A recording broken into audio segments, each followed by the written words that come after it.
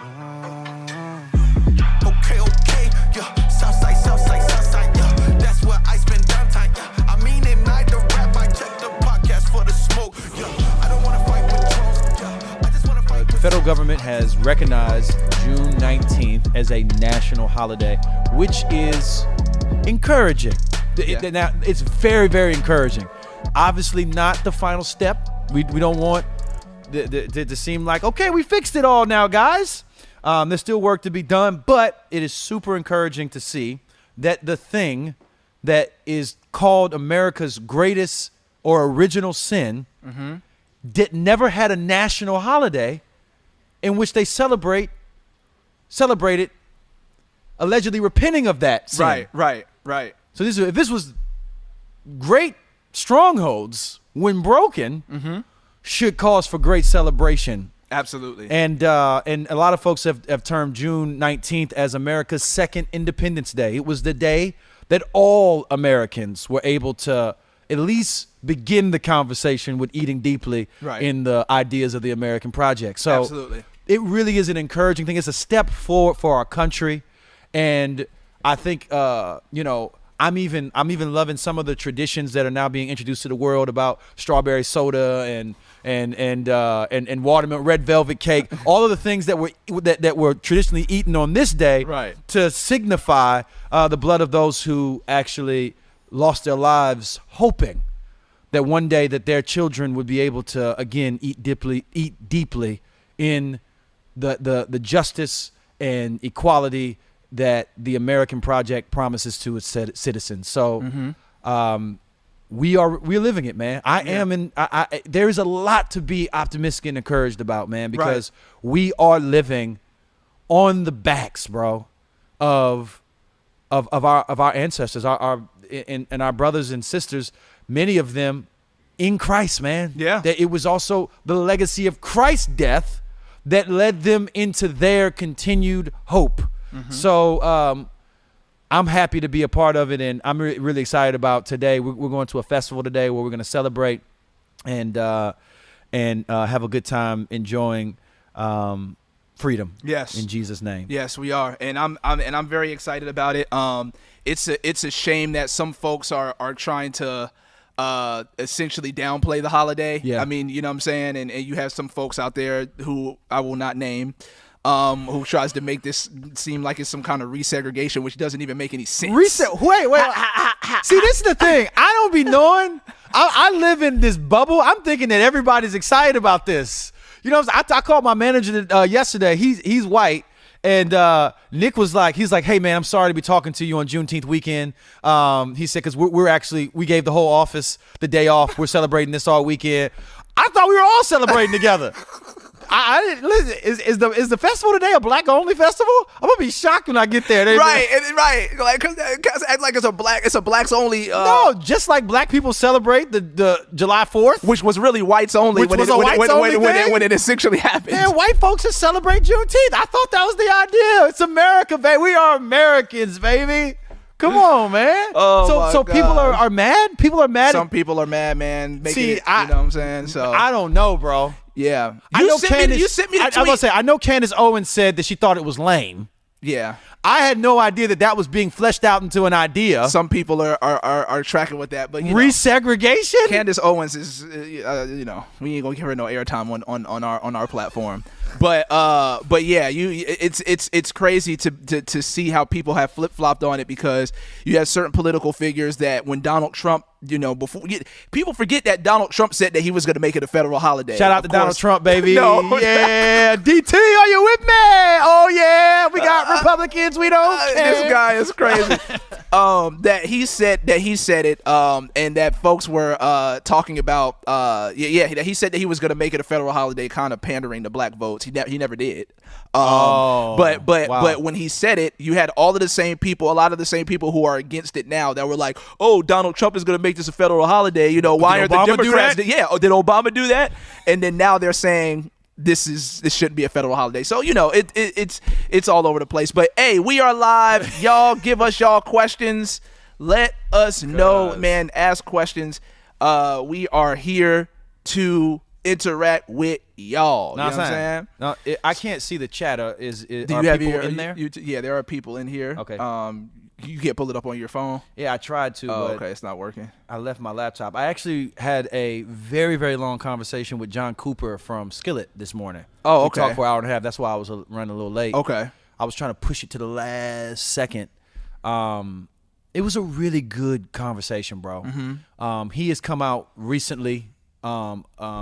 Is he the one that wrote the article for the Blaze? Or he the Blaze didn't write wrote the an article article Blaze, on him? Yeah, but he's John Cooper of Skillet. I mean, if he says anything that sort of publicly that kind of aligns with some of where the Blaze or other conservative media group, they'll pick it up. I mean, he's a mover and a shaker. But the dude has a heart. That dude, he's a mover and shaker, and he has a heart for Jesus. And I think him and his wife. In fact, I got to spend a lot of time with them when we were on tour, and it was just good for my soul. Just even being around them. So they covered his podcast where he talked about critical race theory, social justice, a lot of concerns about Ibram Kendi, other folks, and I read the article and I read some of the things that he said, and I didn't agree with them. Yeah, completely.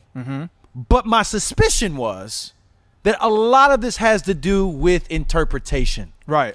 And a lot of the disagreement, especially for well-meaning people, it's not them necessarily trying to fight for some kind of, racial order. Because I know that would be the assumption. Is like, if you have an issue talking about whiteness, it's probably because you love white supremacy. Right. Even though that is the case for some folks. But I think in a lot of times, it's really not.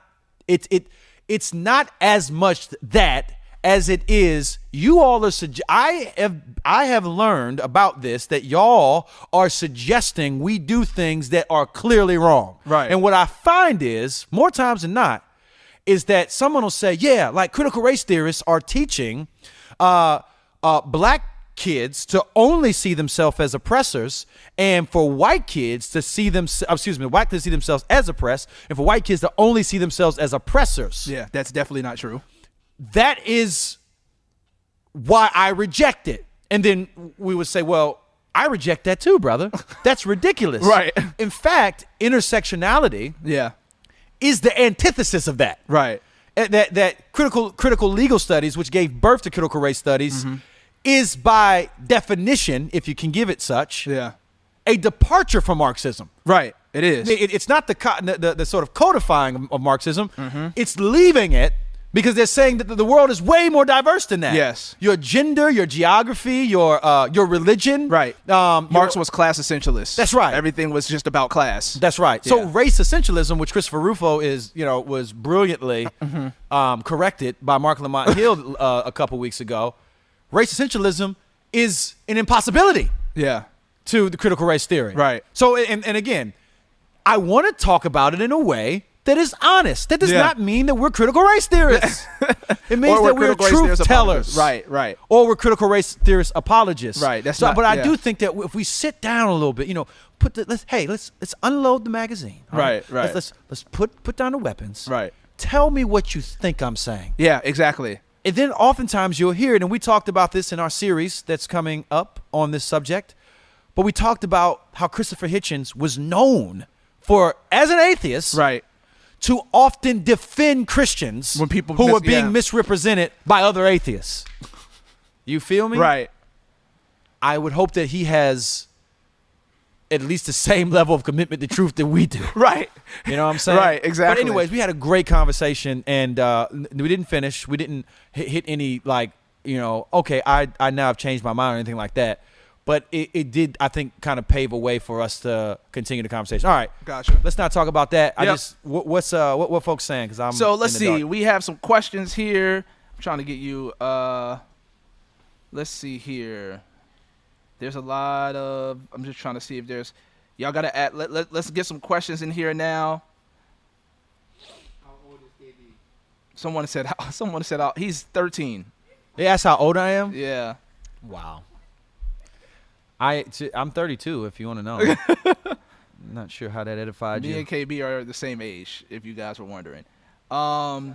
For another month. Yes, for another month. That's how I always remember how old KB is going to be, because I always remember that I'm the same age as him, only for a 3 few months. Yeah.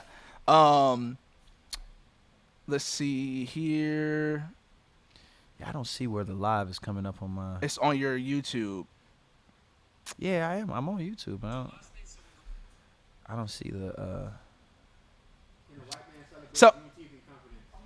Yeah, I think somebody asked, could a white man celebrate Juneteenth in confidence? Absolutely. Yes. If you agree that chattel slavery is wrong and we should celebrate the fact that black people are free, man, you should be able to celebrate that mug in confidence. That's man. right. And then in 2 years, when it lands on a Monday, and you get to take off work, you can do it. You know what I'm saying? You know what I'm saying? Do that mug. Just respect the culture, man. That's what I always say. Respect the culture. Yeah, Juneteenth is an American holiday. It is an American holiday. Yes. And now, although it's not a qualification to be American to celebrate it, because people celebrate Juneteenth in other countries as well. Right. That literally should be the basic connector for all of us. Mm-hmm. That if this is a win for the ending of slavery was a win for America. Mm-hmm. It was a win for America. Okay. It's 168 of y'all here. Okay, praise the Lord. Yes. So, yep. Somebody asked. Let's see. Somebody asked, how does somebody say, hey, Jasmine? Do they know my wife is on here? In the background?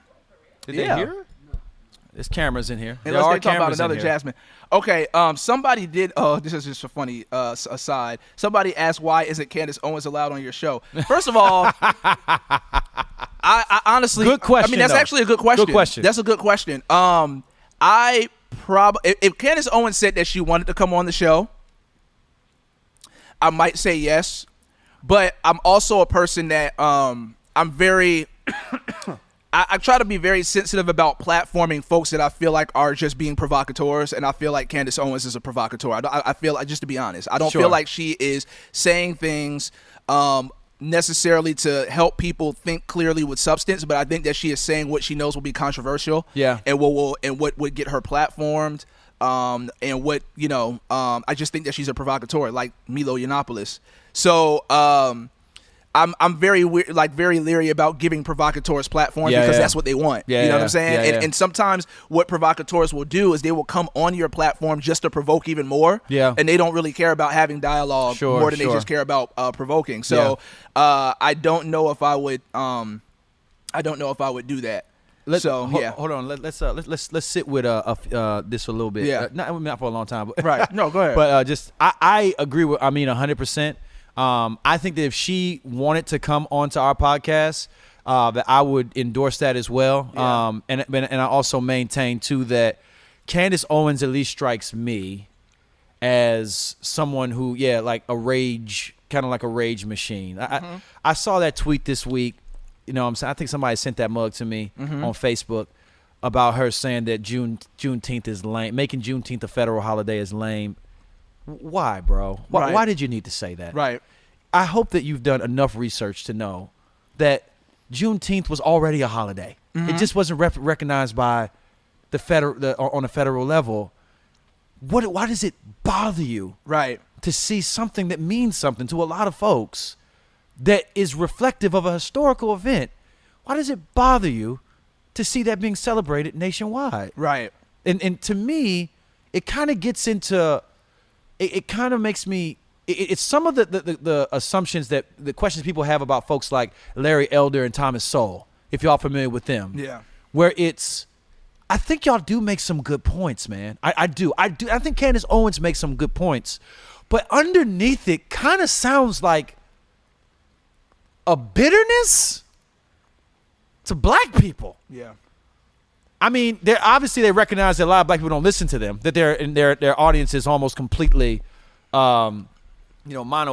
Mm-hmm. So there's some rub there. I mean, I've never seen Thomas Sowell lecture in front of a group of people from the neighborhood that he's actually lecturing about. Right. I've never seen. I've always seen Thomas Sowell lecturing to people who have probably never even been to the neighborhoods that he's talking about. Yeah. But it's interesting to me, though, because Larry Elder wrote a book called Stupid Black Men. That was the name of the book. And in the book, there is no kind of tension between folks have responsibility for their own lives. Like, you make decisions as a black man that you cannot blame on the white man. Right. I have heard that from black people my whole life in my community. Right. Who also say that there are unique obstacles that your skin presents as a consequence of being a citizen in a Western society. So it seems to me that oftentimes when folks are saying, I only want to hear things that strengthen what I already believe, it leads them to become, for lack of better words, mean. Yeah. And heartless. Yeah. And graceless.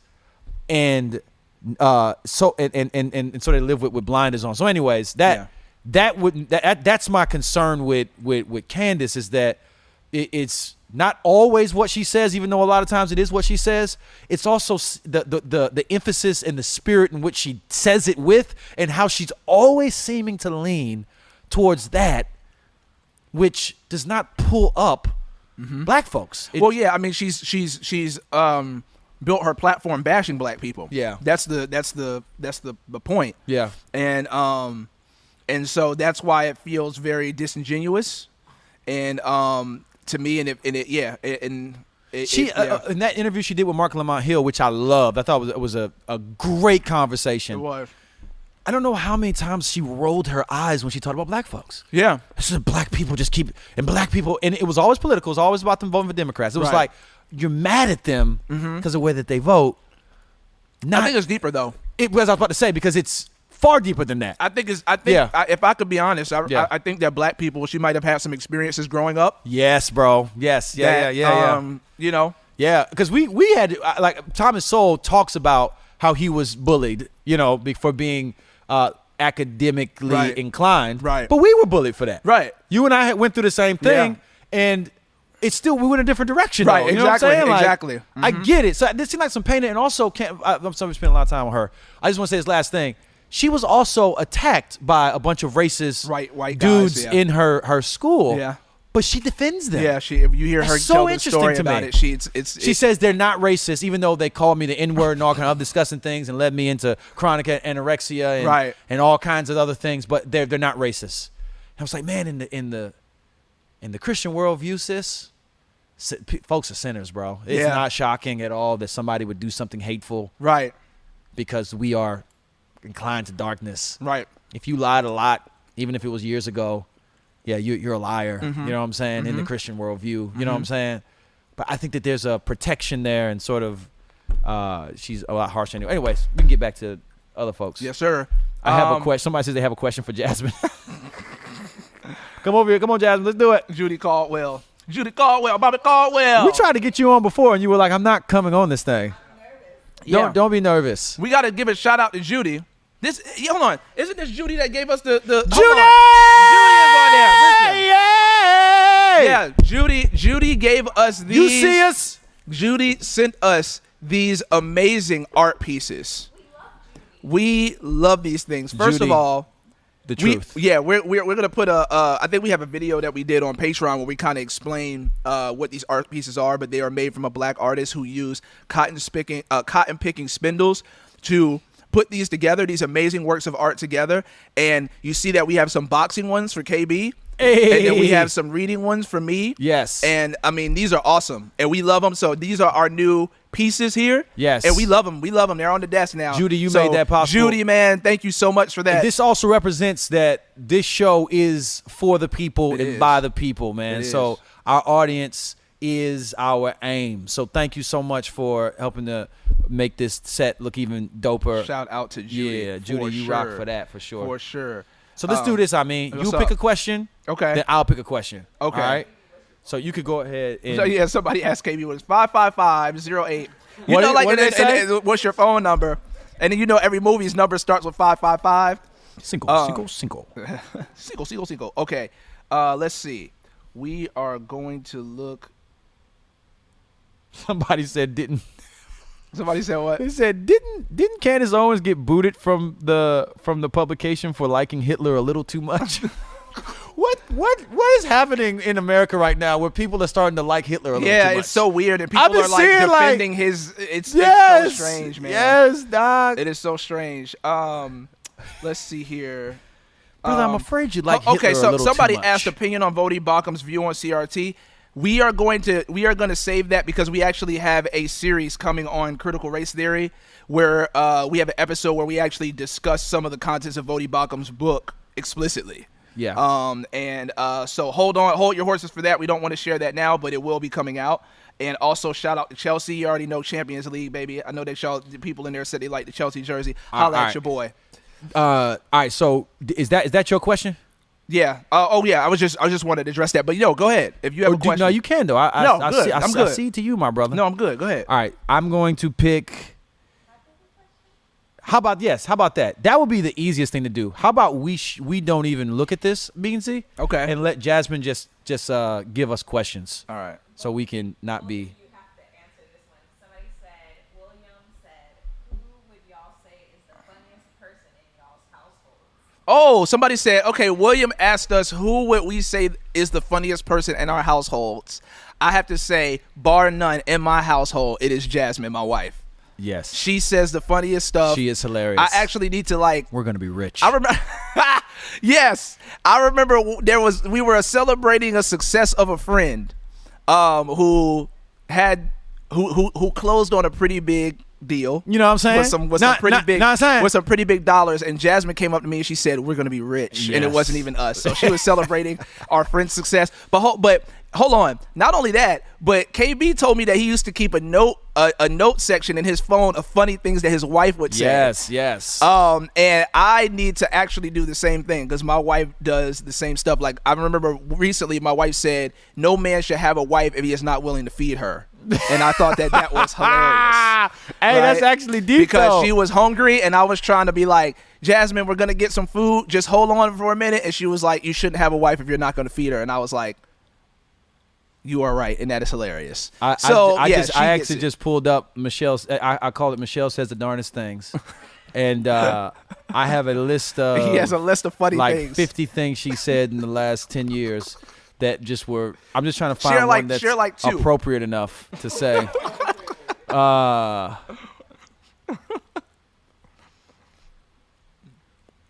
So one time she said, and some of these things, listen, I'm not. I am making fun of her, but I'm not trying to make her look stupid. Okay, No. so let me just start with that. All right, but sometimes you can say something so intentionally ignorant that it becomes like freaking monumental. I've done that before.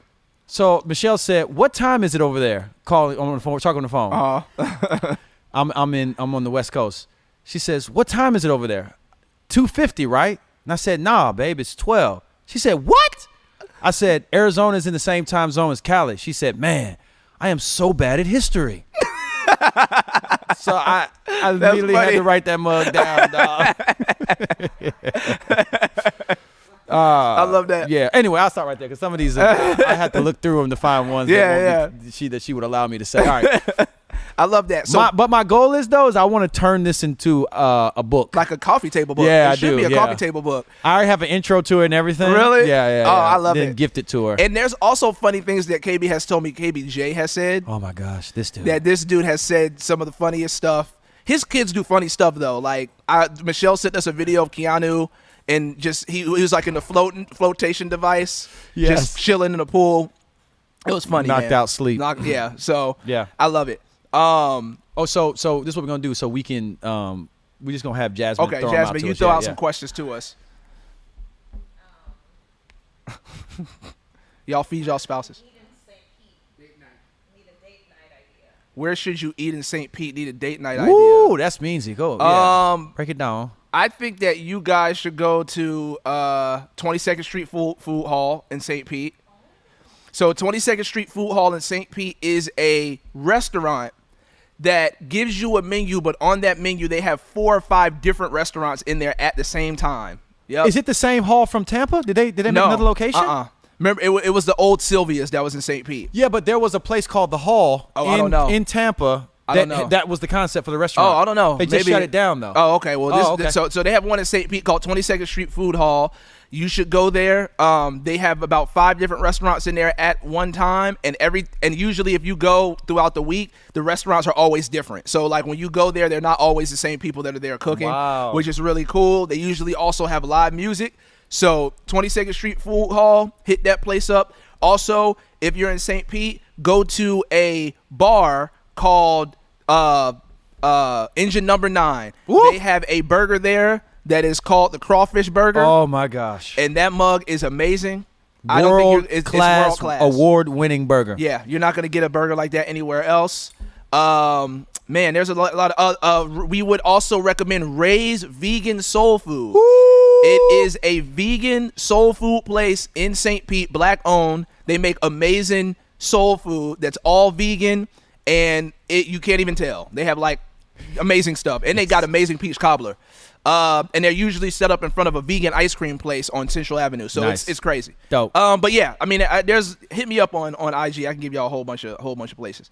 What else, Jazz? Steven wants to know if y'all like pineapple on pizza. I do like pineapple on pizza. I love pineapple on pizza. The sweet with the tang. I mean, with the salt. I mean, wow, tang. Yeah. What am I talking about? The sweet with the sour. The sweet with the sour. I love pineapple on pizza, and if you put chicken or bacon on it too, I do. I love next level. It's next level. We shout out to our Hawaiian brothers and sisters that introduced us to that. Yes, because at least that's what the stereotype is. KB, what is your favorite song that you put out? My favorite song that I put out, man, that mug changes from year to year, so please don't pull receipts on me and say I said something different in 2010. I think right now my favorite song is, wow, that's hard. Probably Let It Rain. It's probably my favorite song right now. Okay. Yeah. Because I think it just hits all the elements that I want in a song that I want to listen to. There's worship there, there's trap there, there's content. I'm not trying to toot my own horn, but I think there's some deeper content there. And then it's got that iconic sample in it. And when he pitches it up on the breakdown, let it rain. Yeah, it's hard. Open the flood. That whole Chickmunk. Yeah. It just brings me back to Kanye dropout days where he was college dropout days when he was speeding up samples, and it just brought all the emotion of the vocal out, man. Dipset too.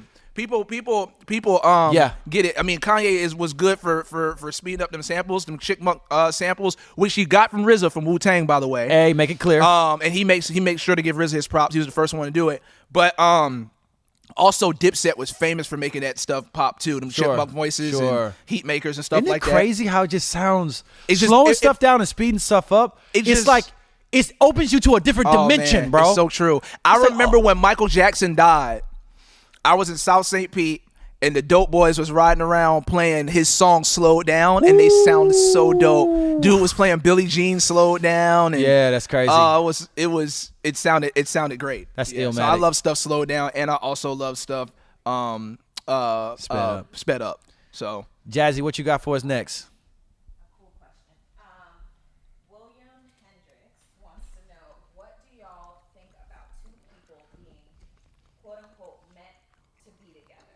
Okay. Some Christian friends who are convinced that God has someone set apart for them, like a soulmate, and that's just not biblical. So William asked, what William thinks. God bless you, William. So William asked, what do we think about two people being meant to be together? The one. Yeah. What's your thought about the one? The thought about that there's someone out there for you. That's the one.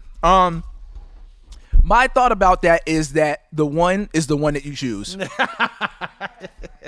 I think that Matt Chandler said a long time ago, he gave a great example about why there is not one special person out there for you. Right. Like if we want to talk about in God's sovereignty. Yes. Of course, if you're getting married, there's somebody that he wants you to marry. In God's sovereignty, there was one microphone in the universe that I will be holding right now. Right. Talking into. Exactly. Yeah. So, but I mean, in the grand scheme of like, I have to find this one special person.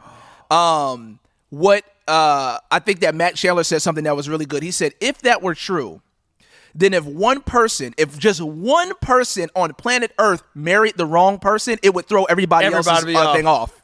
Planes would be crashing. Yeah, because if the one that was meant for you got married to somebody else, then that means whales that be washed up on the beach. Everybody's the one would be thrown off. Yeah. So I think that the one is the one that you choose, man. Amen. That is the one. And can I piggyback that? Yeah, go ahead. I think Michelle is my soulmate. I really do believe she's my soulmate. Mm-hmm. I don't think the fact that she's my soulmate has made our marriage work, though. So I don't think the fact that she is the one is why things are going relatively well. I'm in a relatively good marriage right now. I can say that. Mm-hmm. It has not been that.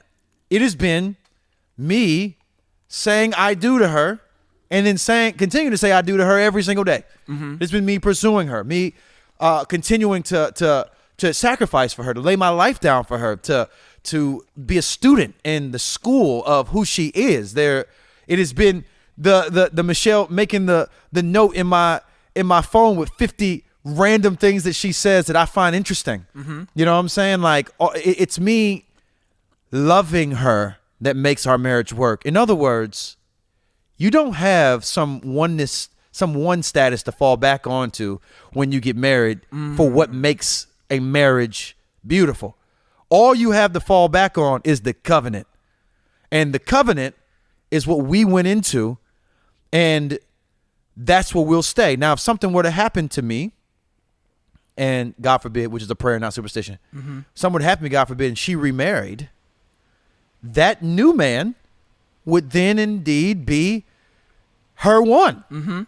You know, it doesn't mean that she's now disqualified because her soulmate died. Right, exactly. The idea is that I do like the fairy tale. I love a good story. I love romance. I love the idea of the soulmate and the one, but those things don't have a lot of utility in real life because what it means to commit to somebody and love them is not accomplished because of some sovereign status. Right. It's accomplished because you are choosing to pursue this woman all the days of your life, because that's what we see. Dudes like, man, I had to go step out because I found my real one, who's my secretary at work. So it's like, nah, cuz. No, that's not how it works. It's just not helpful for us to think about commitment. I think it's beautiful for a good story. Yeah. I think it's a beautiful idea. I don't think that we should attack people or be mad at them because they're looking for the one. But or they use that language. Or they use that language. I'm just saying that the one means I'm looking for the one who I'm going to commit my life to. Right. Over and over and over again. Yes. Right. I love that. Either whatever, no, Jasmine, you set the tempo, and we don't mind going heavy at times. Well, first of all, people want to know what you're smacking on. Oh, people want to know. Listen, man, I got a meal prep plan from a place called Clean Eats in St. Pete. This is chicken, potatoes, eggs, and peppers. Yes. Red and green peppers. And Clean Eats, we will send you an invoice for this promo. Right. Dang. But yeah. So it's a meal prep plan, and I love it. Me and my wife have not found that we've had a lot of time to cook like we want to because of schedules. So the meal prep has worked well for us, and it's also good for my fitness endeavors. Yeah. So it's the best thing. Derek, could you plug my my charger in? When you're done. Shout out to Derek because I'm on 5%. Shout out to Derek, our producer, who is jack of all trades. You know, this man does everything. Yeah. He sets up the cameras, records the audio, does the sound effects, does the sound effects, does the editing, posts the videos. Yes, he's our moderator with Patreon. He's security if we go somewhere. He has also seen every movie that has ever existed. He's seen every movie. He's really good at. I mean, he's seen like almost every movie you can think of. But he also can name you almost any song anywhere that you are. If a song comes on, you could be in H&M. He is Shazam. Yeah, he is the human Shazam. I'm not joking. Yes, Derek Webb. When I say that, I am not joking. I've never met a human being that almost anywhere you are when a song comes on, he knows what it is. It could be from the 70s, the 60s, the 80s, the 90s. He knows. He got it. He may not be up to date with all of the modern stuff, but he getting there though. Yeah, he's starting. He's about to start producing more. Was it on? Oh, Jasmine has a microphone now. Go ahead, you guys Jazz. Want to hear her sweet angelic voice. So Jasmine is gonna she's gonna say some questions and it's gonna come through the microphone. Okay, first of all, can we say hi to Nadia? Nadia! Nadia! I took Nadia the Lion King. Nadia! I just thought of a lyric from a song. I'm sorry, Nadia. I promise we are completely sober. We are completely sober. We are high on. Nadia wants to know when your next song will be. Yes, great question, Nadia. Nadia and wants to everyone. know when the next song is going to be out. I have a new song called Mosh Pit that comes. First, y'all the first people to know this. We haven't even launched the marketing yet. That will come out late July. In fact, we're shooting the music video for it on Tuesday. So please pray for your boy and pray that people like it so that I can still have a job. Right. So thanks, Nadia. Speaking of that real quick, that video, is it being shot at Crossover? The parking lot crossover, Okay. yes. Because literally, mad people have been in my inbox like, yo, KB has a music video at Crossover. I'm like, what are you talking about? What are you talking about? But okay. Derek. And if you're in Tampa or the surrounding area and you are an adult, please be 18 or older. 7 o'clock at Crossover Community Church. Yes. You can come and just wear black or yellow. Is that 7 a.m.? PM. Oh. Yeah. I could make that. Oh, okay, cool. Yeah. Because I mean, we just said that I asked KB you, could you be a part of it? but I And you thought said it's not important to me because that's not what hate I you. said. You That's were what I heard, asking though. if I can do it. What's more important, what I heard or what you said? Okay. What I just heard is that I am a person that's not committed to the truth of a discussion. I thought it was during the day. I thought I would have to take off. Well, it's during the day, but then there's the thing at night. Okay. Yeah. I could be there 7 Perfect. Yo, and I got this flamethrower. We're gonna have a flamethrower in it. It's not a flamethrower. It's a novelty. It's a chicken cooker. You hold a drumstick of chicken up on a metal stick and flame it, and it fries. But you know, Elon Musk made these not a flamethrower joints. Yeah, they have another basically company. Yeah, it's another company that makes it better than his, and it's Ooh, he ain't gonna like that. Yeah, that's right. He's so intimidated. Anyways, go ahead. Okay, what? It's on you, Jazz. What's up, Jazz? What is your take on black people saying the N-word? Oh, next question. We need one of those. Next question. All right, let me give a quick answer. All right, Go ahead. My take on black people I'm sorry. saying Jesus and Meryl have like a warning alarm that goes off or something like that happens, and it goes on the podcast. Hey, if we re-release this, we definitely got to put that on there. Okay, go Do ahead. we have sound effects today, or we don't have it because it's live? It's live. Okay. Yeah, go ahead. So black people using the N-word. I think that there are good reasons not to use the N-word, and I think that there are good reasons for there being appropriate times to use the N-word, and that's my answer. Go ahead and go to the next question, sister. All right. That's my question too. That's it. You guys play video games? Oh, Mike was out again. Meansy does. What are your favorite video games, I mean? Oh, okay. I'm sorry. The question was, do we play video games? Yes, I do. I'm sorry, guys. I was chewing, and that's totally disrespectful. I do play video games. I love playing NBA 2K. I love playing Madden. I love playing FIFA. Shout out to Chelsea. I also love playing shooters like Ghost Recon and Call of Duty and stuff like that. I don't play online. I'm not kind of like an online guy. I play UFC. Yeah. I mean, that's pretty much it. I really KB has tried to get back into video games. He just can't. Yeah, man. I want to though, bro. Yeah. Like that would be just like a perfect Kind of like end of the relaxing, day, get right. my mind off everything. And now I think games are part of becoming it more is- immersive too, so it's crazy. One of the things I took this test called test called the Berkman that basically it's like this. It's a super expensive, but like it helps like in companies, all the employees take it and they can tell you who works well together, what to look out for. One of the things that the Berkman revealed about me is that I don't generally like doing things that I'm not good at. So it's hard for me to enjoy. So I know when I sit down on Madden, You're not going to be good right away. I'm not going to be good right away, Right. and that I think that bothers me. That's probably a part of Right. why I could only play Fight Night. Yep. And they don't even make Fight Night anymore. Yep.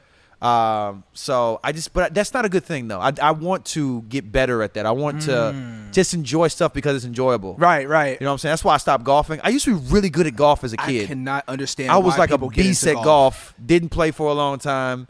Then picked it back up and wasn't good at it immediately and was like, I'm not doing this anymore. Yeah. So I feel like that about certain things. Like, there's certain things that I'm like that with.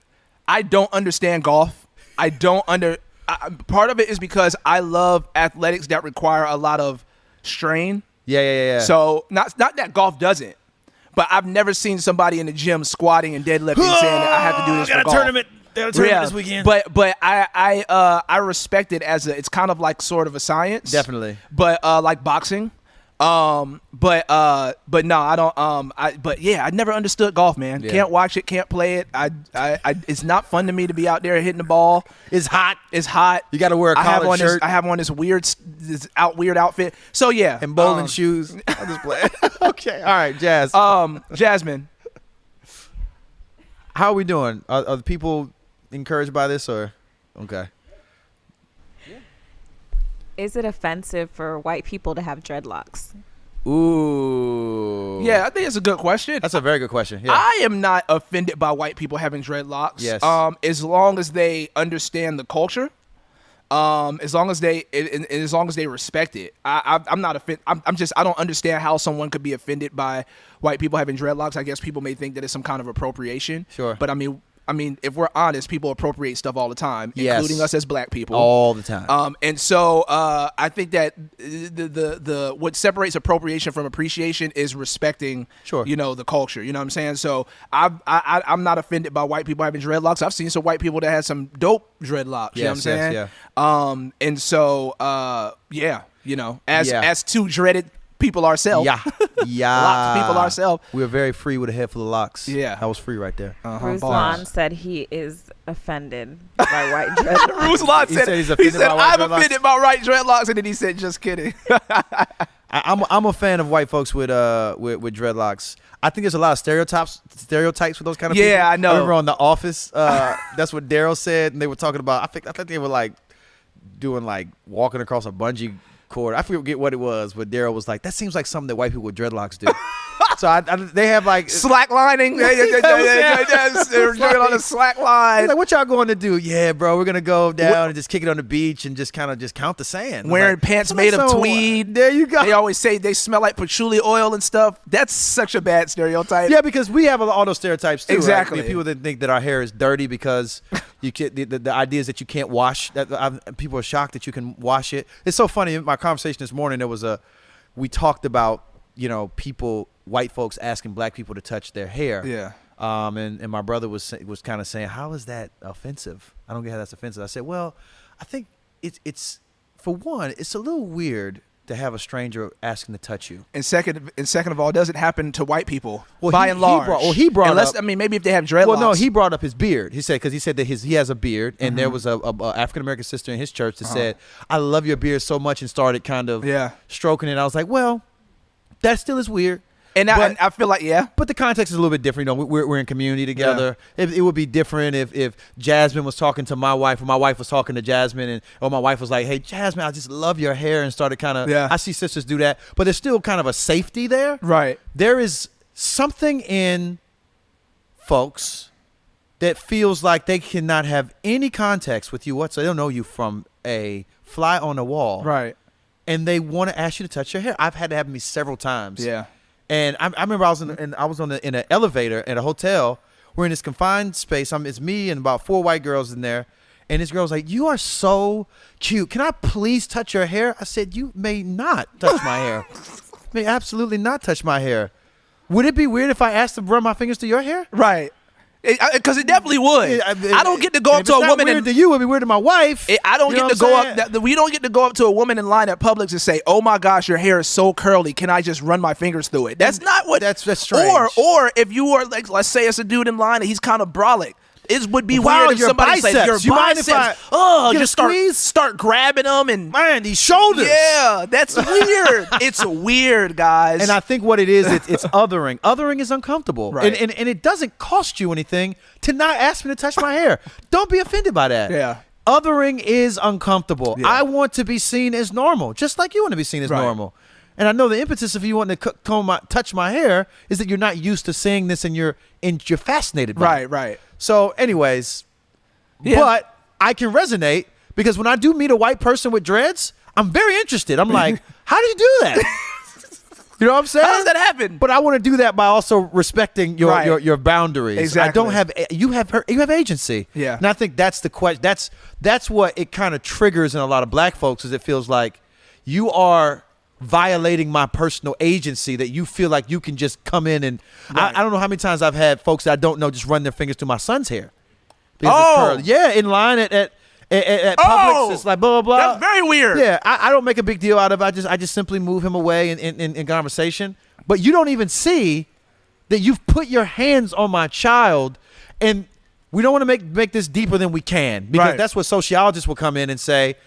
Oh my gosh, sociologists do this all the time. Psychologists do it all the time. They say you said this, but there's something else behind it. Right. And what a lot of sociologists will say that there's dynamics between the way we deal with each other. Right. Where when we look at a child, we don't see them as having the autonomy Yeah, as an as an adult. adult, right. So I can touch oh, wow. I can run my hand through a child's hair and not feel like something weird's happening. Right. But then when you begin to do that to adults, Right. when you're coming to me and putting your hand through me, why did that not drop off? Right. Why are you still doing that? And that's when assumptions start to get made about the way we see each other. Exactly. Which could be true or not true. But Right, the right, fact right. of the matter, it's uncomfortable and we should respect it. Exactly. Yeah. Exactly. Next question. Hey, yeah, you see the Chelsea kit, baby. You know what it is. You know what it is. You know how we do. You know what I'm saying? When is KB's book coming out? Ooh. And what is it about? And is there a confirmed title? There is not a confirmed title. We have been talking about one that I think I'm going to save right now, but I'm writing essentially daily, and we are hoping to release it with a documentary and a small project next year in the fall. Yes. He's writing a book about foot fungus. And Yes. if you want to know, I was just joking. And its connection to and its systemic connection to racism. systemic racism. So White supremacy and foot fungus. Next question. KB, somebody asked if you were going to get in the ring with Stephen Malcolm. Yeah, no, I probably won't. Because I love Steven. He's training a lot, which is great. He's boxing. But Steven is about 30 pounds lighter than me, which I guess if it's a novelty exhibition thing, we can kind of do that. Right. I don't think Steven and I are experienced enough to have an exhibition bout that won't end up in one of us getting hurt. Gotcha. And I think that he's even less experienced than I am, because he just started doing this a couple years ago, and I've been doing it for a while, and I just don't think it would. I don't want to I don't want to get in a situation where and I know it sounds like I'm saying I'm going to hurt him because he could hurt me as well. Let me just say that. Right. But I don't want to get in a situation where, I end up dropping a brother. You know what I'm saying? A fellow Christian artist. I don't know. It's just weird to me. I would rather do a tournament, which I am doing. I mean, I spar people every week, but I wouldn't want it to be with my friend. I just feel uncomfortable with it. Now, Toby from the SWAT, I don't know him very well. He a brother in the Lord, but we about the same weight. Yeah. And I think he might be boxing as long as I have. So maybe there's something there. I would agree to that for sure. Jasmine and Amin, do you have children? Oh, I know Jasmine wants to ask that question. We don't have kids yet. And it's Amin's fault. That's what Jasmine would say. It's my fault. And KB but would we say are that. we are and KB would say that. But we are waiting until Jasmine is done with her studies. Yes. To start having children. That's right. Because we want to have Because children are a burden, right? I'm just playing. Here's KB. Yeah, but we're waiting until Jasmine is done with her studies. She's in some very intense educational. She's in a very intense educational space. And I think that if we had kids in that space, it would kind of make it much harder for her to finish. So she's almost done. So y'all hit her up and tell her, hurry up and get done so we can hurry up and get to these babies. Know what I'm saying? You know what I'm saying? Do you guys have any thoughts on the Enneagram? Means he does. I love the Enneagram. I feel like there is so many folks that try to make this, so many Christians. There are a lot of Christians that I've seen that try to come out against it and try to make it seem like it's some kind of new age thing. I don't think so. Cult practice. Yeah. I think that if it's like, dude, if y'all take a Myers-Briggs test, then I think that you could take an Enneagram test. I think that they kind of all operate the same. They're just a little bit different. Yeah. But I love the Enneagram, and what am I? I can't even remember my number. Sale. I'm a 7-wing 6? I'm a 7-wing 6 in Enneagram. And when I look at what a 7-wing 6 in the Enneagram, like all of the kind of characteristics of a 7-wing 6, it hits me. It matches me perfectly. Same thing with my wife. And it's helped me understand how I can relate to certain people. Obviously, people are more complex than a kind of personality test system. But I think that it can give you just some tips and tricks on how to relate with certain people. You know what I'm saying? You can't reduce them down to just that. But I think that it is helpful in understanding folks and in how you can relate to them, and then also understanding yourself. So I rock with the Enneagram. Just make sure that y'all take Enneagram tests from like real deal Enneagram sites and listen to people that know what the heck they're talking about, because now everybody is like Enneagram specialists and just making YouTubes. So it's ridiculous. But yeah. I agree with that. 100%. I am one of those people that does bristle a little bit when somebody asks me where am I at on the Enneagram. Because I first need to know why they're asking me that. Because I've had some kind of trauma with people like saying, you're this kind of person, therefore you always will be this kind of person. Right. And that's why you did that and said that, and you'll always do that and always say that. So I'm always like, I think I took it. I think I was I forgot what I was, a 2. I don't know. I don't remember. But I definitely support. My wife likes it, and a lot of folks in our community like it. And yeah. I saw someone say Enneagrams are just a Christian zodiac signs. Hey, man, more power to you, brother. I don't agree that where zodiac signs come from and where Enneagram come from is the same thing. Is this an Enneagram? Enneagram is the product of the study of human behavior, isn't it? I think so. Isn't it the assessment of personalities and them sort of being quantified into different types? Where zodiac symbols are almost, if you take superstition out of zodiac symbols, you will lose zodiac symbols. I mean, if you take the religious aspect out of zodiac symbols, what do you even have left? Yeah. And then half of them horoscopes are literal fortune cookies, bro. Yeah. Mugs is not even. True, it's not even. There's nothing. There's science behind, I think, the Enneagram. I don't think that there's science behind zodiacs signs. Yeah, and the zodiac, man, they put a zodiac sign like a statement for the day and it's like every single Capricorn in every single place in the world. This applies to you today. It's almost like when people give general prophecies, like God has, you've been going through something lately. We all going through something. You know what? I also think I noticed. I'm sorry, I can't help think about race a lot because I'm black. But I can't help but think about race because of black. But I think it's a good way to think about how the social construction of race as race being something that's not real. So race as a invention is defied in the biblical understanding of the human race. Right. There being one race, not many races, because it's similar to how we think about zodiac signs. Because folks will say, "Man, we cancers run it." Right. We cancers or we Libras have to. What? That's not a real group. Right. Like it's not. Yeah, it's like a made up. That's how constructs work. That is how constructs work, and I think we love constructs. Jazz has a juicy one for us because she laughs. She over there having a giggle sandwich over there. Okay, what you got, Jazz? You guys are so funny. KB, were you street preaching when you met Amin and disciplined him? I think you meant disciple. Discipled. Okay. We have no disciplining. That's a cult. That looks like a cult. I mean, all right, you now ready for your 5 o'clock? All right, come on now. Hey, listen. That's what Nexium was doing. Yeah, that Nexium was straight spanking cats with Brandon. Paddles. Yeah. But anyways, was I street? No, I was not. I was actually at orientation for my first. What was my first job? My second job. Because I worked for the St. Pete Times. Well, I didn't work for the St. Pete Times. I delivered their papers. Very big difference. But it sounds good if I say I work for the St. Pete. It does sound like. I was 14 working for the Times. You know what I'm saying? So, it gives you some idea of how deep I am. But no, they were opening up So I guess Winn-Dixie was starting into Sweet Bay. They were trying to start this kind of higher. No, it wasn't Winn-Dixie. It was Cash and Carry, I think, right? Was it Cash and Carry? I don't remember. Isn't Winn-Dixie, Cash and Carry? Aren't they all in the same They might be. group? I think you're right.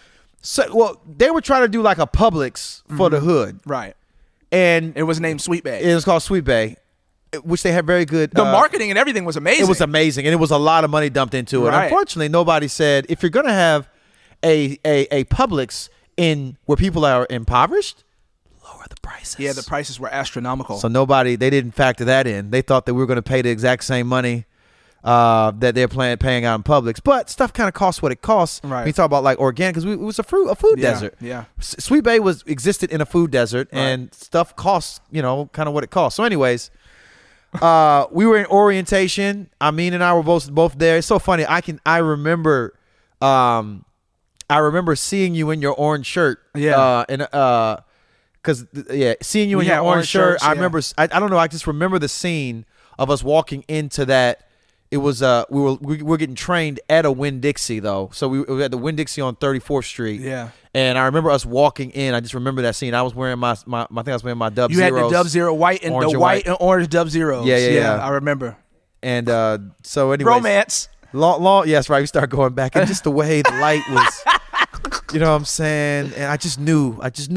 But anyways, that we met there. Wow, and then, somebody said she remembers Sweet Bay by Jordan Park. Sorry. Somebody is in here from the Southside, Sweet Bay by Jordan. Hey, first of all, don't go to Jordan Park after dark. That's what we used to say. And listen, Sweet Bay was across the street from my house. It was so that right across the street. Give me some street cred. Literally across the street. I'm like I know that to work. Literally, I know that could sound. It's not a figure of speech. KB could literally walk out of his house and walk across the street to Sweet Bay. Yeah. That's how close it was. But go ahead. Jordan Park after dark. But anyways, we met there. I had just become a Christian maybe like a year before. And we just started talking, and then we started talking about Jesus and Christian hip hop, and I mean, God was already working on his heart, sending people in his life already, and it was like this was the missing piece, and it was like, yo, let's go. Yeah. And then we became friends. It was definitely God's providence, because when I met KB, I had just given up trying to be a Christian. Wow. Because I didn't know what it meant to repent or anything like that. I was just going to church, and I felt like God was mad at me, and I couldn't make him happy with me, and I gave up. And then I met him, and he told me about the gospel, and I was like, oh, this is what's been going on with me lately. Yeah, so it was dope, and it defied what I thought a Christian would be, because he looked like me, dressed like me, had the Jordans on, talked like me. I thought that Christians are supposed to like wear suspenders and and carry a Bible all the time like this, look like Jehovah's Witness or whatever. So so that kind of put me on, and it was a wrap from there. Thank you, Lord. Amen. Southside, Joy Hope, Southside, I see you. We see you, Joy. Jazzy. Next question, Jazz. Jazz. You, Jazzy. Stilo seems to think it would be a hit if you guys made a cooking show. Oh, Stilo, man, listen. If we do a cooking show, it would be lit. Probably lit, like, literally, because I would be burning stuff down. But KB could cook though. KB got a little. Before the doctor gave me this death sentence. So first of all, KB's doctor gave him an order to essentially stop eating all these garlic crabs and stuff because his blood pressure was getting too high, and which means I'm gonna die. You're not gonna die like that. And so, but KB can cook, man. I mean, he make a good spaghetti. He does good crab legs. Anything shellfish, he can kill it with that. Yeah, baby. Like we should do so. We should do a Southside. We'll do an episode, man, yeah. and do it right, man, for sure. Let's do it for sure. Next question, Jazz.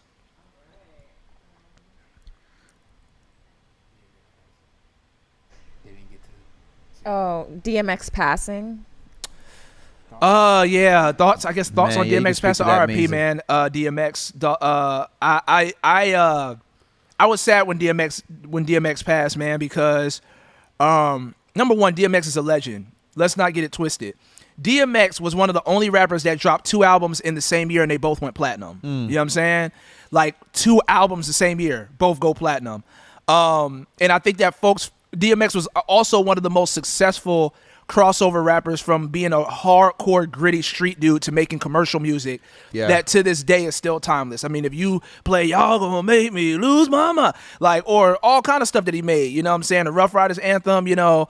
I mean, DMX is a legend, and I know that towards the end of his life, man, he was really trying to get his relationship right with the Lord. I know that he had some struggles with substance abuse. Yeah, very troubled. And he was not, and he didn't hide it. He would tell people he was an addict and he was trying to stop. But I think that, I would not be surprised if we see DMX, in glory. I think that he was really, really struggling, man. And I think that he was really trying to get, really just trying to get his life together and follow the Lord the best way that he knew how. Yeah. And yeah, man. So salute to DMX, man. I'm a miss him. I'm gonna miss him for sure. Straight up.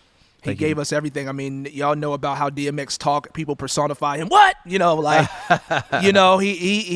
lot, man. So salute to DMX, man, for sure. And pray for his family. Yeah, for sure. KB, is cussing sinning? Woo, great question. I would say that cussing can be sin. Mm-hmm. Okay. The scripture does not give a list of words that are to never be used by the Christian. It does not. Every word that we recognize as curse words has been defined by the society around us, and that's not a bad thing. When Paul says that we are to use language that is appropriate for the occasion, I think he has in view that you will be in varying places in history where there are going to be words that are considered these are the words that you go to when you want to express the darkness of your heart, these list of words, right? And what Paul is saying, that those words can be problematic when if they do not fit the occasion. So I do think it matters what we have deemed as curse words. However, I don't think that is ultimate.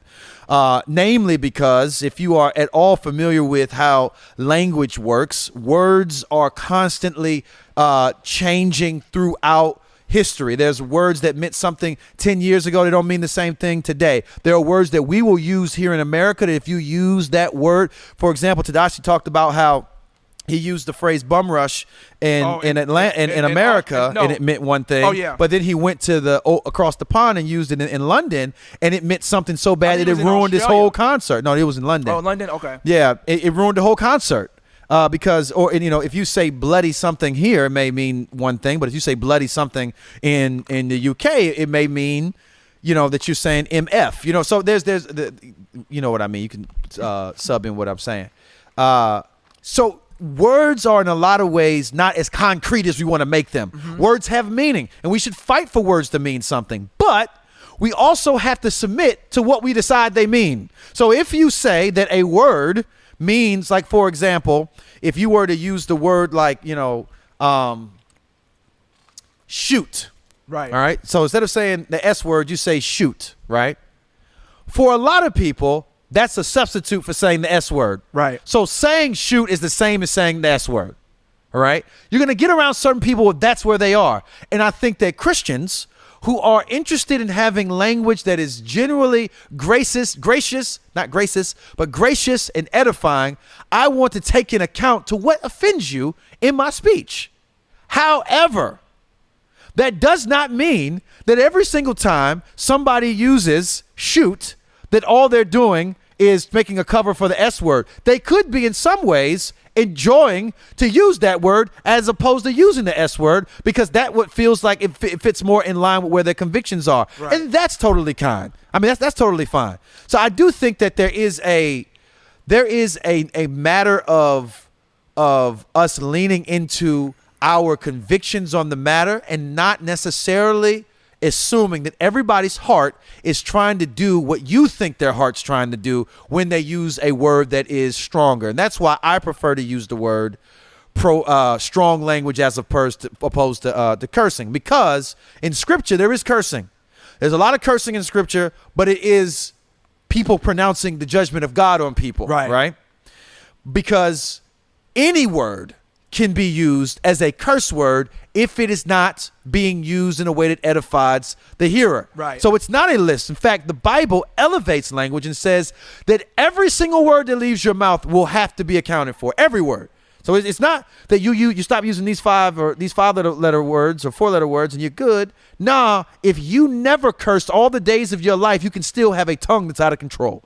You can still be a gossiper, a slanderer. You can still be pronouncing the judgment of God on people. That's the kind of cursing I want to focus on.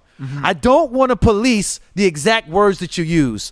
I want to police the way your words are used and why you use certain words. Because if you're using certain words, if you're using the F word because you're trying to express the darkness of your heart, then we have a problem with the Lord and how he would have saints talk. But I'm not going to say that every single time any word on our list of words that are never to be used, every time that those are used, it's always sin. I think you're taking it too far if you do that. You cannot do that biblically, and you cannot do that historically, because language is far more complicated than that. But I do want us to focus on what the Bible does give us concrete evidence on.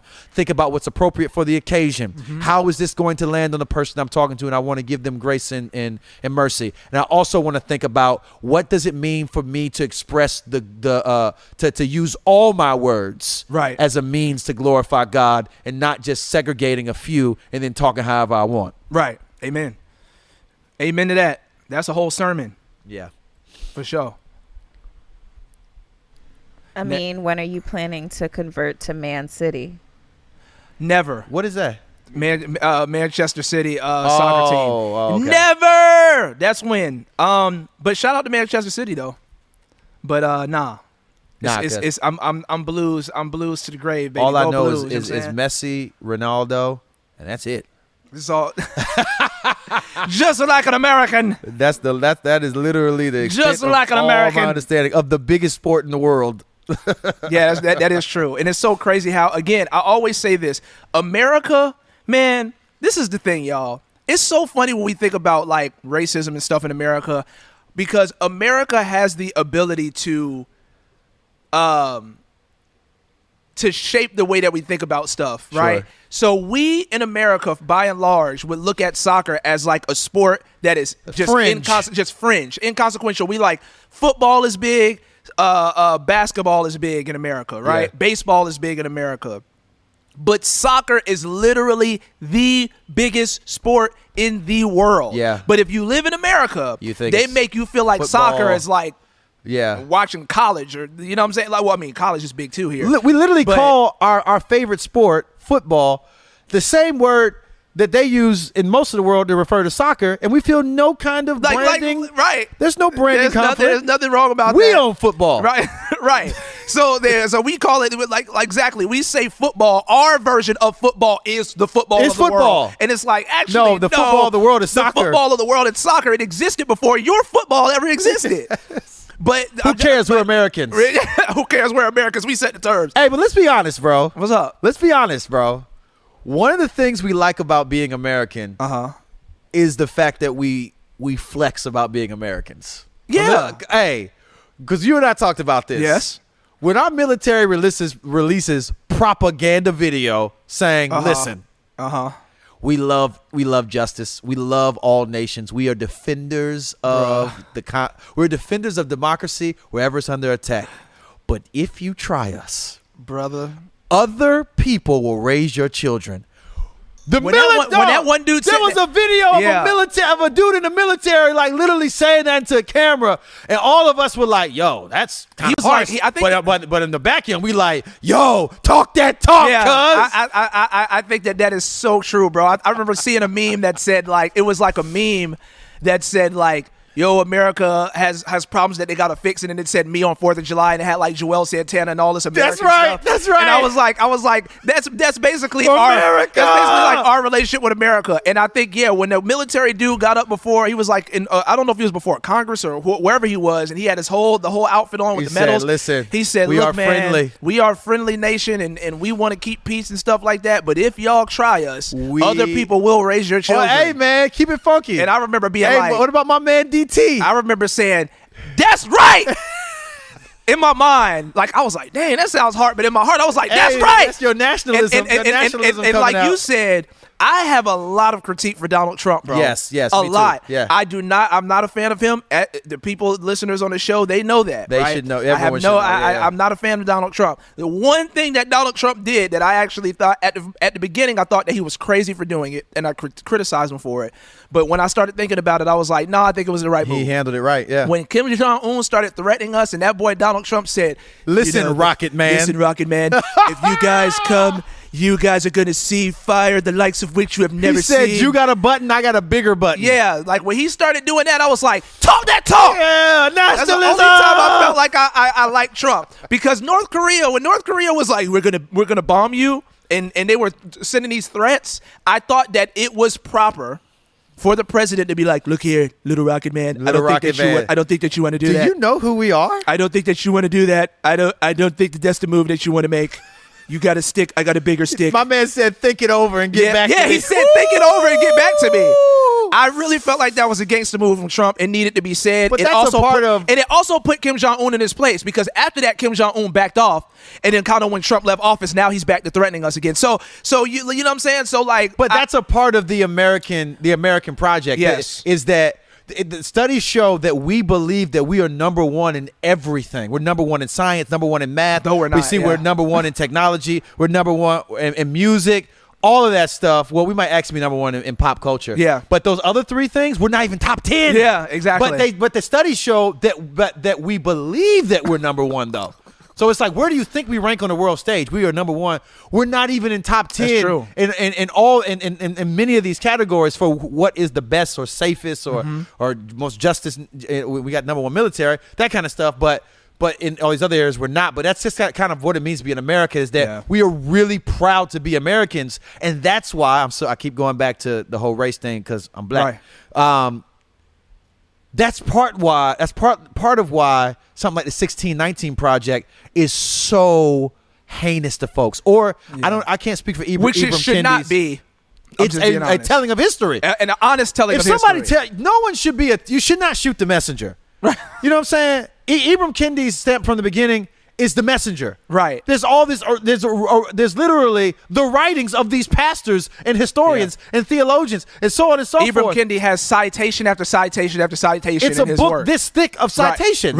Right. He's telling you what they said, bro. It's not. Leo Africanus. Yeah. The African that went to Europe and began to shape the mind of Europeans. Yeah. On what black culture is, was well documented in their pursuit of colonization. Yeah. That's, guys.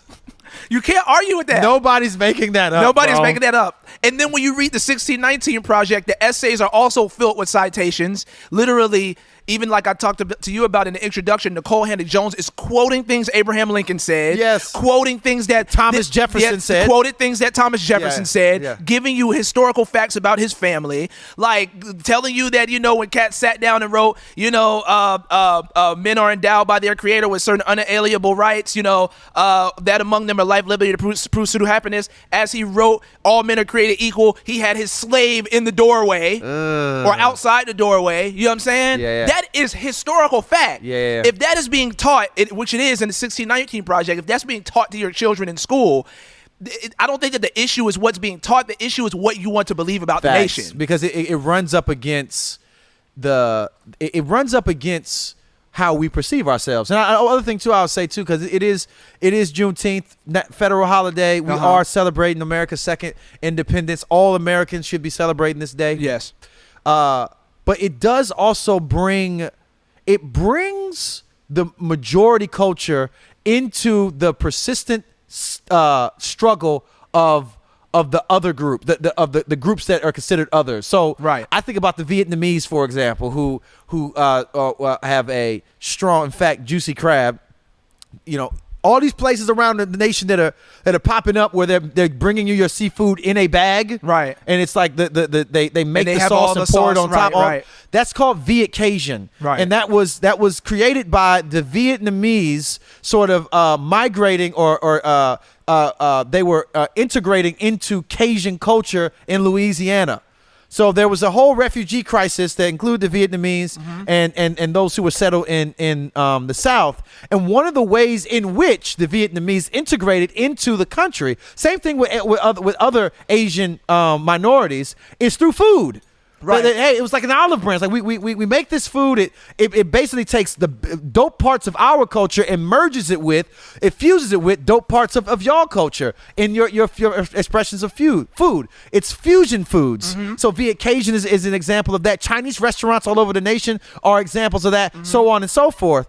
And for people in those groups, they have to weigh the fact that they were systematically disadvantaged and thrown into intermittent camps and kept out of citizenship, things like that. But they still love being here, though.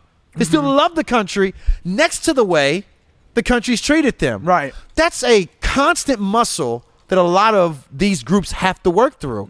I have to learn how am I patriotic within the reality, right? Right. And that's what Juneteenth represents. That's what a lot of folks who celebrate the 4th of July, even though the 4th of July, that's what I made a joke about that, how much I love the Puritans, but if the Puritans were somehow able to wake up and come back alive today, they'd be like, KB, what are you doing?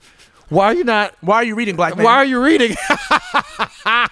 Many of the Puritans, though they didn't own slaves, many of them did own slaves. A lot of them did not own slaves, but they still had the idea that black people were inferior to white people. Right. That was common knowledge. Right. So anyways, I think that it's good, man. I think what's happening, bro, I know we're not talking about this, but I just want to say it. One of the things that excites me about Juneteenth and it becoming a national holiday, as long as people don't fight and resist it, but see themselves celebrating it in their homes, that you're what you're doing is you're going into the experience of people who are, but for all intents and purposes, on the other side of the track. We're all kind of coming in together. I know what it's like to have basically 12 years of school and only reading about the negative parts of what it means to be an African in this country. Right. I know what that feels like.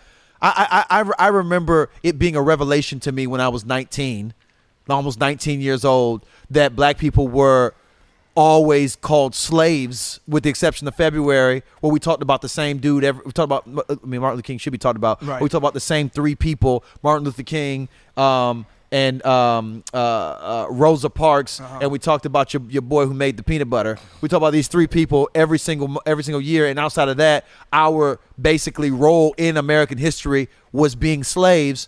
I heard that over and over again, and I never heard about anything else. I didn't know about all of the other ingenuity and stuff like that.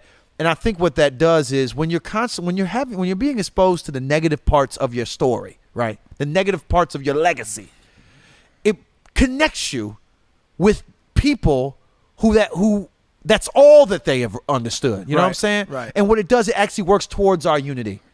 When we can identify in each other's suffering, we find a bit of oneness in that. And I'm hoping that that's what happens in all these conversations. I just want to do a little full circle. And talk. I love that. I love that. All right, next question. How much time do we have? 30. We have 30 more minutes? Wow. The people have not seen Pastor Show and Go on season 2. Yes. Apparently, and they would like to see him. Trust me, Pastor Show and Go is coming back. I just talked to him. Yeah, he was on a not sabbatical. Too long ago. He was on a little sabbatical, man. He had to, you know what I'm saying? He been working hard at his church, right. You know what I'm saying? So he gonna come through and see the new set. He heard that we got it, you know what I'm saying? So y'all will see Pastor Show and Go really soon. He got a message for y'all too. Yes. On high. Yeah, he got a message for y'all. He made sure to let me know I have a message for the people, right? And so y'all see. Tell him. He had to tell him. I mean, I got a message. I'll be up there soon. You know, that's how, Pastor Show and Go is. So he's going to be making a return. And he, like I said, he hasn't seen the new set yet, but he's heard about it. So he's coming. He's coming for sure. Next question, Jazz. Fabian, I would love to relay your question, but I'm not sure I understand it. Okay. Fabian, maybe you can try to clarify it for us.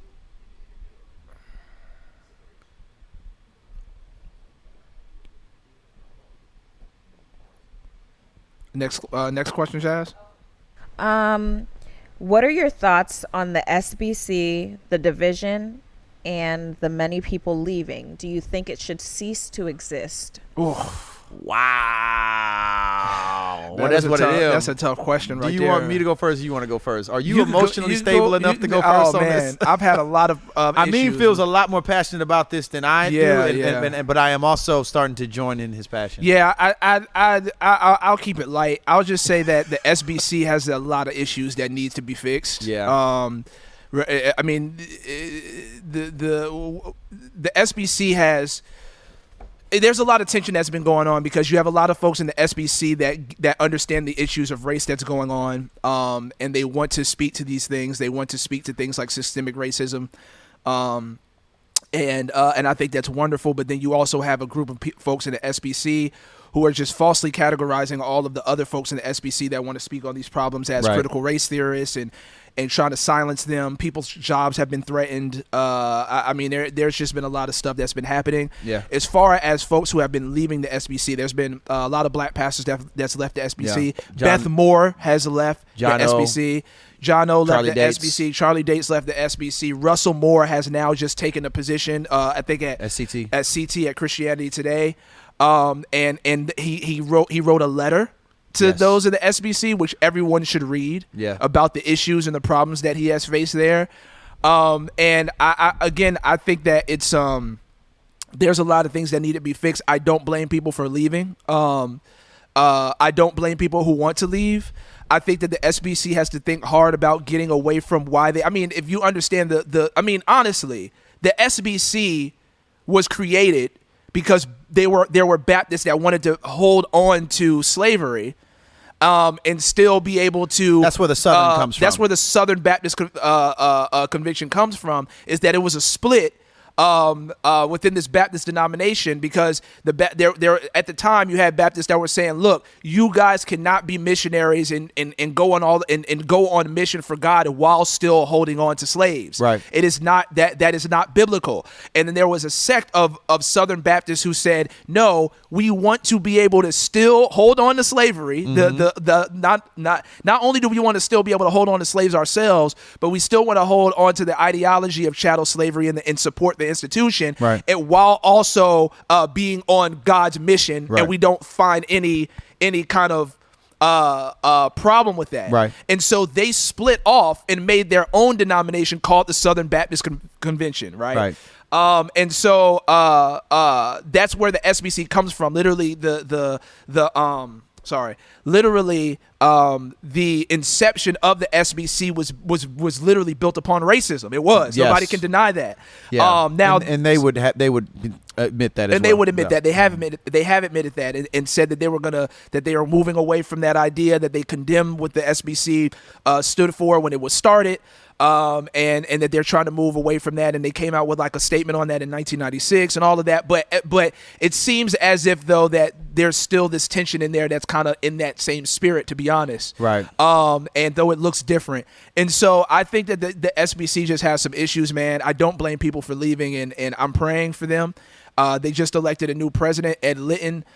Which a lot of folks who feel as me and KB feel about issues about justice and racism are kind of happy with him becoming the president. Ed Litton gets it. And so we'll see how it goes. But man, there's just a lot of SBC needs a lot of prayer, and I'll ask for you guys. Our church is actually a Southern Baptist church. We're in the SBC. Yeah, the church that we serve at, and I've struggled a lot. Just to be honest, KB knows that for sure. As you know, and I respect. I respect every bit of that. I think it's just been unfortunate with the infighting. We've already talked about Dr. Moeller on this show before, because we, in moments of transparency, because we really held that man in such high esteem, man. Like Dr. Moeller, I really had so much respect for him, and was just wildly disappointed in the way. He kept flip-flopping on important issues, man. Right. He was an ally for 1 year and then an opponent the next. And now he's, basically partnering with dudes like, James Lindsay, atheists. It just blows my mind that there'd be almost a kind of willingness to partnership there over willingness to partnership with folks who are actually in the SBC. You know what I'm saying? Right. But anyways, this is what I could be wrong. This is what it seems like to me. But the fact of the matter is, I am very, very relieved that he did not become president. Yeah, me too. Be honest. I'm glad that he did not become president. Because I think that Dr. Moeller in some ways has kind of made it very clear what he is going to be fighting for. And I think a lot of that it seems to be merged with some stuff that makes me feel really uncomfortable. And I will say this too. There is indeed I don't know how fringe it is, but it does seem like the SBC has a lot of people that get it, and that was demonstrated in their voting for this new president over some of the guys that were basically going to try to pull the SBC into retrenchment, my guy. Right, I mean, right, they were right. like we going backwards. Right, right. That those guys didn't win. The new president did, and I think that there's just a lot of people who are not caught in the cultural war, but are serious about the gospel and racial equity and seeing, brothers and sisters of every race loved and represented well within the community. So. Right. So I think that there are some things to be encouraged by in that, but we just got a long ways to go. Yeah, long ways to go. Long ways to go. Are you guys prepared to preach the gospel to extraterrestrials? I am. I mean, I have made it my I'm just duty gonna pray to get ready. You know what I'm saying? And I don't know if I need to ask God to give me tongues if they in a different language, if they exist. You said that beep boop Beep beep beep bop, boop bop, boop yeah. beep bleep bloop blop bleep bloop blop beep bleep bleep blop bloop bleep. Translation is Jesus is Lord. He has called all men to repent, including extraterrestrials, all living beings, sentient beings. Wow. And he has called all of them to repent. He is your Lord, Right. whether you want to believe it or not. Dog, when you said that when Revelation said that they're gonna be every tribe and tongue, And somebody around the might be there throne, beeping. It there's might gonna be some aliens. it might in be there some singing bleep worthy bloop is the blops. lamb, worthy is the lamb, It- saying beep boop It bop, might be beep beep boop boop beep bop, bop, bop, bop, bop, bop, bop. That might be there in Revelation. Y'all never know, I'm bro. gonna be distracted. Yeah. I'm gonna stop singing, dog. I'm gonna be like, yo, can What you is please happening? Stop? Can you stop? Beep, boop, bop, beep, bloop, blop, beep, bloop, blop. I mean, you don't Going know. in, dog. If the aliens- proclaiming the excellencies of God Jesus. with 4 fingers like this. So you never know. Now we come before the Lamb. Beep boop bop, beep beep boop bop, bop. Beep, beep, beep, beep, beep, boop. So I'm saying, man, you don't know. So that's what I honestly do not believe. If aliens exist, it causes any problems for the gospel whatsoever. And you never know, man. Cats might be on Mars with a Gorgonzola Baptist church somewhere, bro. You never know what might be going on in that bug, and they might have a Bible translation, and that bug say bleep bloop blah, and that's what they This have. is the inspired word. You know what I'm saying? So yeah, I think that that is what it is. You know what I'm saying? crazy, bro. Every knee, that's what he said. Every knee will bow. Even green knees. even green kneecaps. And so yeah, man. Y'all need to, if aliens is out there, y'all need to get y'all life right. If y'all ain't living, Yeah, that's right. Did you see that? Did you see the TikTok that I sent you? did, man. When the dude was saying The alien showed up. when the alien, they asked the alien, the dude asked the alien if he knew Jesus, and the alien said, "We Yeah, love we Jesus." love Jesus. He said he comes and visits us all the time. Yeah. And then the human guy was like, "Oh, well, we're waiting for his second coming," and he said, "Well, that's strange. How did you guys treat him when he was there the first time?" Yes. And he The said dude we was gave. like- And the dude was like, the alien was like, when he was here, we always gave him chocolates. That's right. Yeah, That joke was they so worshipped him when he came. Right. You guys didn't worship him when he came? That's it, exactly. Well, for a little while. So I thought that was that's hilarious. crazy. Okay. Somebody said, hold on, real quick, Jess. Somebody said Amin or Mead. No, Amin. AMEEN or Like, you know what I Amen mean. with the extra E. You know what I'm saying? So, yeah. Jazz, next question. Being a mixed kid and being pulled by two sides has made me become an independent thinker because the separatist ideals have not dissolved in America. I think I think she said how do we bring the races together as together? a leader? Yes. And KB, you were going to take that. Yeah, so I would say I think that there's something incredibly valuable in us having identities that resonate with the culture that we are a part of. I think if you are, someone who's mixed, and particularly someone who is black and someone who is white, I think about Obama, for example. Like, is Obama a black man? Yes. But he is also equally white. Mm-hmm. And that's two converging experiences, two converging cultures. And I think that there is something valuable about having places in that identity where there is some kind of continuity and where the kind of line that separates the two is not such that it brings division. So I think about my children, for example, who are African American, but also Panamanian. And it's important for my wife and I that they realize that what it means for them to exist is to be these two different ethnicities, and both ethnicities have their own culture to them. And any place where those ethnicities become sparring partners, like where his blackness is somehow a problem for his Panamanianness, or his Panamanianness is some reason. Excuse me, I need to eat. I'm stuttering like crazy. Is somehow a problem for his blackness. Then we've stepped into that which we need to start rejecting, because the idea of the image of God expressing itself in people in diversity, you see that? It's the one in the many. That's that. This is a concept that God, the very nature of God exists in. In theology, we say that we call the Trinity the one in the many. So there's the one and the three, that it is all one God who exists in three persons. So it's unity and diversity. It's God's idea. And that is to show up. That's going to show up in all the areas of our lives. But the thing is that there's nothing in the diversity that should be causing a problem for the unity. The very merit that we are different does not need to be something we need to look over. You know, people say, I got to look past our differences. No. Differences are supposed to be there to appreciate. Right, exactly. I'm supposed to be glad that you're not like me. Right. Glad that you don't have my own experience, because it is in our differences coming together that we create a whole that is a lot more dynamic than the parts on their own. So what I would say to you, dear sister, brother, this is a dude or Fabian. What I would say to you, Fabian, is that you are exactly where you should be. Anything in your blackness or your sort of being a part of, I understand that to this day, for mixed children who are 50% black and 50% white, they are automatically called black, right? Because that actually, Ibram Kendi talked about this, comes from an old not ancient, it's not even that long ago. Right. But there was this idea that the amount of black blood you had in you is what determined whether you were black or not. Right. So if you were, even though you are equally, J. Cole is equally white as he is black, if we're talking in racial categories. Right. But because the narrative is that to be considered white, like if he says I identify myself as a white man, that would cause a lot of trouble for a lot of people. Right. They're like, no, you're not white. You are biracial, or you're black, but you're not white.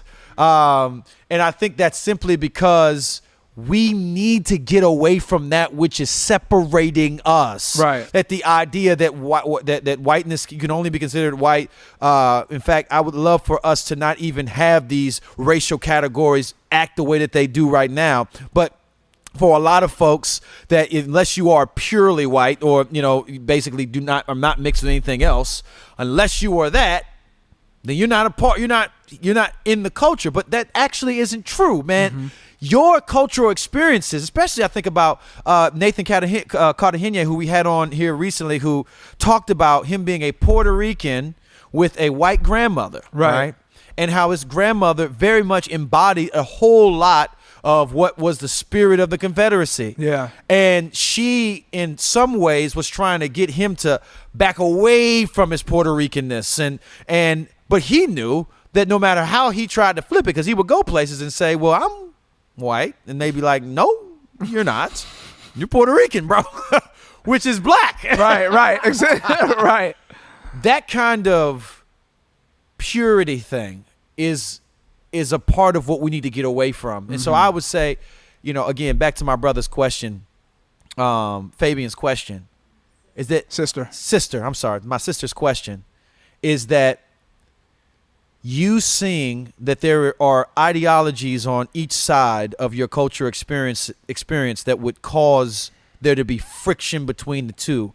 I think at those friction points, if they are not built in real partiality, I mean, like one side is trying to hurt the other side, but if it really is a kind of ethnic cultural elitism where this is what we do over here so we don't mess with them, you are literally the manifestation of the two coming together.